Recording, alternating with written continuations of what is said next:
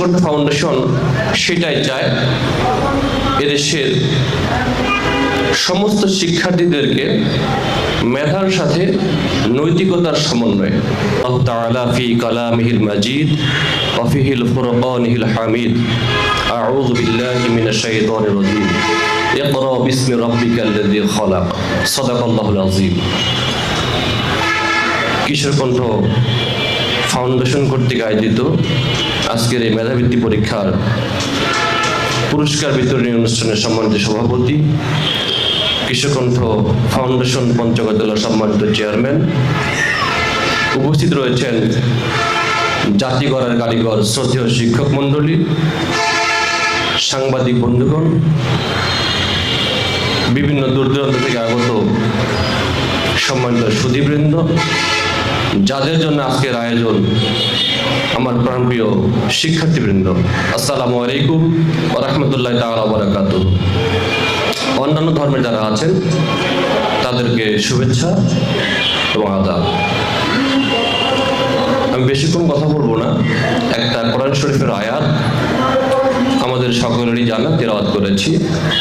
আল্লাহ তাআলা বলছেন, ইকরা বিসমি রাব্বিকাল্লাযী খালাক, read by the name of Allah who created you, পড়ো তোমার প্রভুর নামে যিনি তোমাকে সৃষ্টি করেছেন।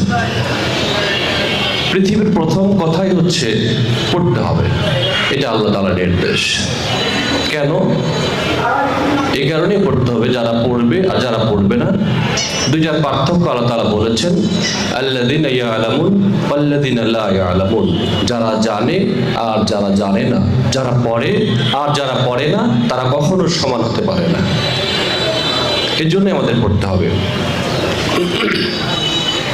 ডক্টর মোহাম্মদ শহীদুল্লাহর একটা কথা বলেই আমি কথা শেষ করতে চাই। উনি বলেছেন, যে দেশে গুণের কদর নেই সে দেশে গুণী জন্মায় না।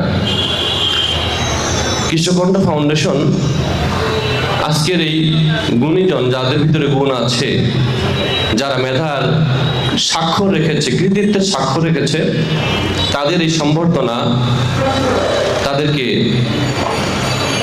অনেক উচ্চ মর্যাদার উচ্চ শিখর নিয়ে যেতে অনুপ্রেরণা যোগাবে আমি আশা করি। সম্মানিত উপস্থিতি, যে কথাটা বলে শেষ করতে চাই, আমাদের কিশোর কণ্ঠ ফাউন্ডেশনের সম্মানিত চেয়ারম্যান উদ্বোধনী কথা বলেছেন, আমরা মেধাবী আজকে স্বীকৃত হয়েছে, এই মেধার সাথে যোগ করতে হবে নৈতিকতা। কিশোর কণ্ঠ ফাউন্ডেশন সেটাই চায় এদেশের সমস্ত শিক্ষার্থীদেরকে মেধার সাথে নৈতিকতার সমন্বয়ে। কিশোর কণ্ঠ আমাদেরকে তাই শেখায়।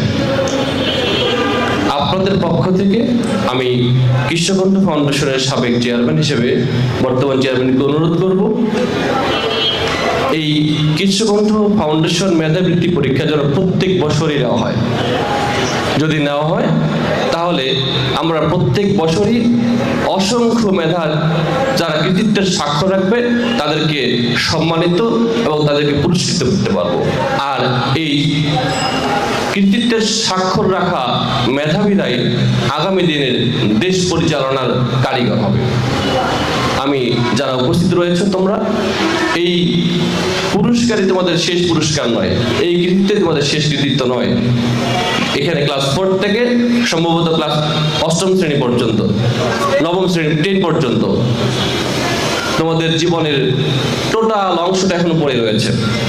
ক্লাস 10-এর পরে এখান থেকে কেউ ডাক্তার, কেউ ইঞ্জিনিয়ার হবে, এখান থেকেই কেউ দেশ পরিচালনা করবে, এখান থেকেই আগামী দিনের প্রধানমন্ত্রী, রাষ্ট্রপতি আমরা খুঁজে পাবো ইনশাআল্লাহ। তাহলে আমাদের কি প্রয়োজন?